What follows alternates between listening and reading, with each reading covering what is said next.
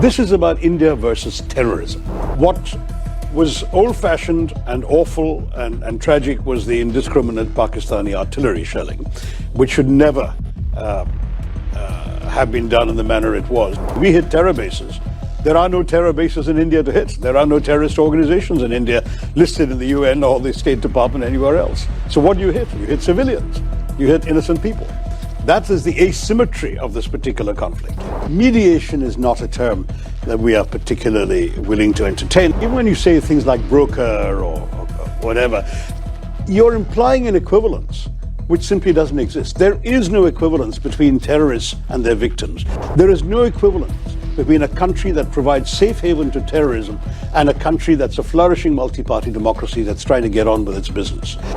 नमस्कार, मैं अंजलि मिश्रा, स्वागत है आप सभी का हमारे चैनल में। अमेरिका में बैठे शशि थरूर की पाकिस्तान को चेतावनी, बोले धैर्य की परीक्षा ली तो अगली बार अंजाम होगा और भी भयानक।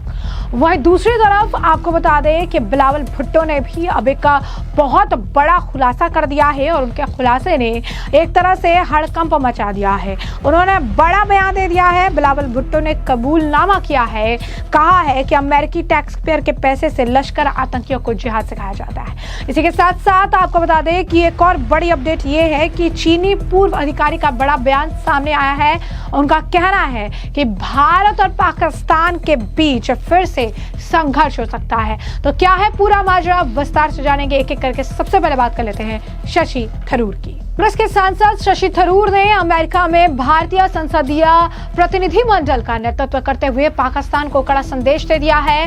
उन्होंने आपको बता दें कि न्यूयॉर्क में युवा पेशेवरों और भारतीय अमेरिकी समुदाय को संबोधित करते हुए उन्होंने 22 अप्रैल 2025 के पहलगाम आतंकी हमले पर भारत की प्रतिक्रिया को संयमित लेकर निर्णायक बताया है। थरूर ने कहा, भारत शांति चाहता है, लेकिन अगर पाकिस्तान ने फिर आतंकी हमले को प्रायोजित किया तो भारत का जवाब पहले से अधिक जोरदार होगा। उन्होंने चेतावनी दी कि भारत की सहनशीलता को हल्के में ना लिया जाए, क्योंकि आतंकवाद के खिलाफ उसका रुख अडिग है। थरूर ने पाकिस्तान की आतंकवाद नीति की आलोचना करते हुए कहा, वह हमेशा हमले करवाता है और फिर इनकार करता है। उन्होंने 2008 के मुंबई हमले और ओसामा बिन लादेन के एबटाबाद में छिपे होने का उदाहरण दिया, जहां पाकिस्तान ने रंगे हाथों पकड़े जाने पर इनकार कर दिया था। आपको बता दें कि शशि थरूर ने पहलगाम हमले के बाद जैश ए मोहम्मद, लश्कर तैयबा के आतंकियों के जनाजों में पाकिस्तानी सेना और पुलिस की मौजूदगी का जिक्र किया। थरूर ने भारत की नीति को स्पष्ट करते हुए कहा, वो बिना पुख्ता सबूत के सैन्य कार्रवाई नहीं करता है।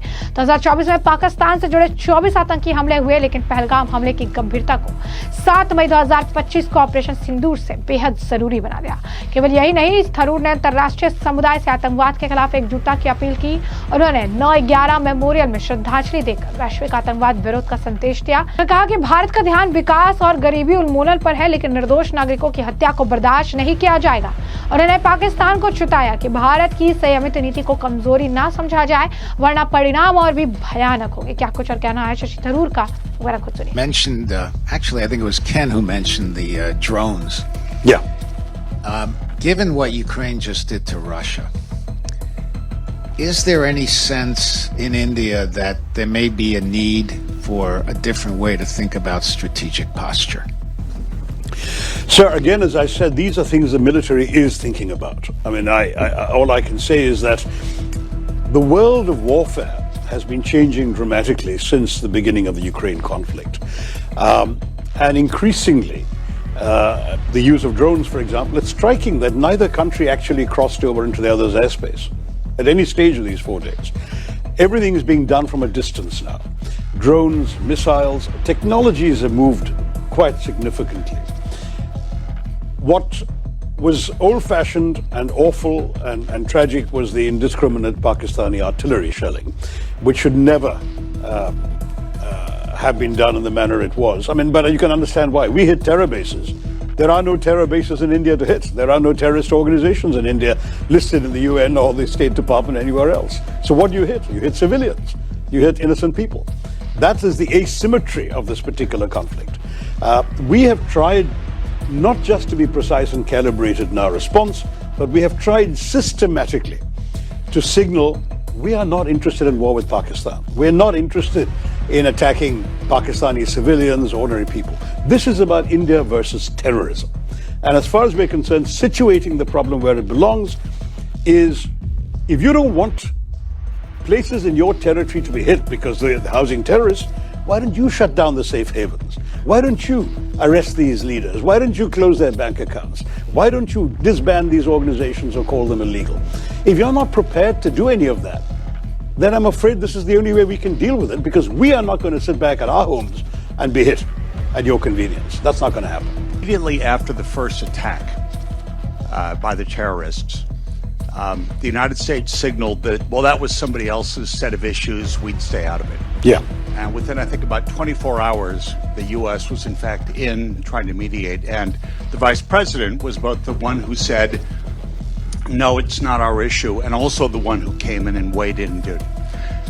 Is it helpful from the Indian perspective, from the other country perspective, is it helpful to have the United States available as a mediator, as a broker, as a transmitter of signals, or should we just stay the heck out of it and let the rest of the world sort things out? I would never presume to tell the U.S. to stay the heck out of anything it wants to get involved in, but mediation is not a term that we are particularly willing to entertain. I'll tell you why, Nelson. I mean, the fact is that this implies, even when you say things like broker or whatever, you're implying an equivalence which simply doesn't exist. There is no equivalence between terrorists and their victims. There is no equivalence between a country that provides safe haven to terrorism and a country that's a flourishing multi-party democracy that's trying to get on with its business.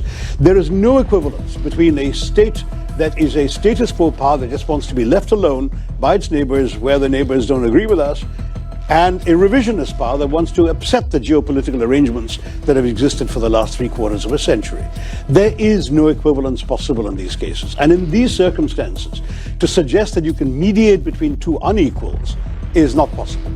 Then how would you characterize the American role, and was it useful and helpful? I'm guessing to some degree, Nelson, that the American role would have been, first of all, to keep themselves informed, conversations with both sides. And certainly my government received a number of calls at high levels from the U.S. government, and we appreciated their concern and their interest. At the same time, they must have been making similar calls at the highest levels to the Pakistan side. And our assumption is that's where, because that's the side that needed persuading to stop this process, that may well have been where their messages really had the greatest effect. But that's guesswork on my part. I don't know what they said to the Pakistanis. तो जैसे कि आपने शशि थरूर का बयान सुना, तो वहीं आपको बता दें कि पूर्व लेफ्टिनेंट जनरल ने बड़ा बयान दिया है। भारत और पाकिस्तान के बीच संघर्ष हो सकता है। पूर्व लेफ्टिनेंट जनरल एच.एस. पनांग ने चेतावनी दी, कहा भारत को अगले 5 से 10 सालों में फिर से पाकिस्तान के साथ संघर्ष का सामना करना पड़ सकता है, और इस बार भी वह चीन की मिलीभगत से ऐसा कर सकता है। पनांग ने एक आर्टिकल में लिखा कि इसकी वजह से भारत को तैयार रहना चाहिए और कड़े कदम उठाते हुए अपने रक्षा बजट को दोगुना करके जीडीपी का 4% करना चाहिए। और उन्होंने आपको बता दें कि लिखा कि चीन लंबे समय से भारत का मुख्य विरोधी है, जबकि पाकिस्तान केवल एक परेशान करने वाला है। चीन की बलपूर्वक मिलीभगत ने पूर्ण जीवित पाकिस्तान के साथ एक और संघर्ष की संभावना अधिक है। मेरा मानना है कि कम से कम 5 साल से अधिकतम 10 साल लग सकते हैं हराने, और साथ ही चीन को गतिरोध में डालने की सैन्य क्षमता बनता है तो संघर्ष को रोका जा सकता है। आपको बता दें कि वो लिखते हैं कि पाकिस्तान पर एक जबरदस्त तकनीकी सैन्य बढ़त स्थापित करने और चीन को गतिरोध में डालने के लिए सशस्त्र बलों का परिवर्तन एक अपरिहार्य आवश्यकता है, वो भी ऐसे संघर्ष के लिए जब दोनों विरोधी मिलीभगत में हो। और इस परिवर्तन को होने के लिए हमें सबसे पहले अपने रक्षा बजट को दोगुना करके जीडीपी का 4% करना हो। उन्होंने कहा कि भारत को सुरक्षा के लिए इस तरीके से पहले से ही तैनात रहना पड़ेगा। एक सैन्य रणनीति का मार्ग प्रशस्त होगा जो संघर्ष के सभी पहलुओं को निपटने में सक्षम होगी। पिछले महीने एक अमेरिकी खुफिया रिपोर्ट में कहा गया था कि पाकिस्तान भारत को अस्तित्व के लिए खतरा मानता है और युद्ध के मैदान में परमाणु हथियारों के विकास सहित अपने सैन्य आधुनिकीकरण के प्रयासों को जारी रखेगा। खुफिया रिपोर्ट में कहा गया कि पाकिस्तान अपने परमाणु शस्त्रागार का आधुनिकीकरण कर रहा है और अपनी परमाणु सामग्री और परमाणु कमान और नियंत्रण की सुरक्षा बनाए रख रहा है। रिपोर्ट में यह भी कहा गया कि पाकिस्तान को मुख्य रूप से चीन की आर्थिक और सैन्य उदारता हासिल की। पाकिस्तानी सेना हर साल चीन की PLA के साथ कई संयुक्त सैन्य अभ्यास करती है, जिसमें 2024 से पूरा होने वाला एक नया हवाई अभ्यास भी शामिल है। हम नहीं पाए हैं आतंकवादी। आपको बता दें कि बिलावल भुट्टो का बड़ा कबूलनामा है और अमेरिकी टैक्स फेयर के पैसे से लश्कर आतंकियों को जिहाद सिखाया जा रहा है, ये बात उनके द्वारा कही गई है। तो पहलगाम टेरर अटैक के बाद दुनिया के सामने पाकिस्तान का चेहरा एक बार फिर से बेनकाब हुआ है।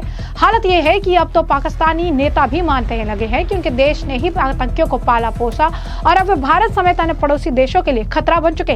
पाकिस्तान पीपल्स पार्टी के अध्यक्ष बिलावल भुट्टो ने ऐसा बयान दिया जिससे आपको बता दें कि आज आतंकिस्तान बन चुके पड़ोसी देश के चेहरे को नकाब उतर गया। बिलावल भुट्टो ने सबसे बड़ा कबूलनामा करते हुए कहा कि उनके देश ने ही आतंकवादियों को पाला है, साथ ही उन्होंने भारत की गिदड़ भपकी देना नहीं भूले ही इस बात को भी कहा। उन्होंने कहा कि भारत ने सिंधु जल समझौते को ठंडे बस्ते में डाल दिया है, जिससे पाकिस्तान की हालत खराब है। आतंकवादियों को दाना पानी देने वाले पाकिस्तान के लाखों लोगों के प्यासे मरने की नौबत आ गई है, साथ ही खेतों बाड़ी की चौपट होने की आशंका भी बढ़ गई है।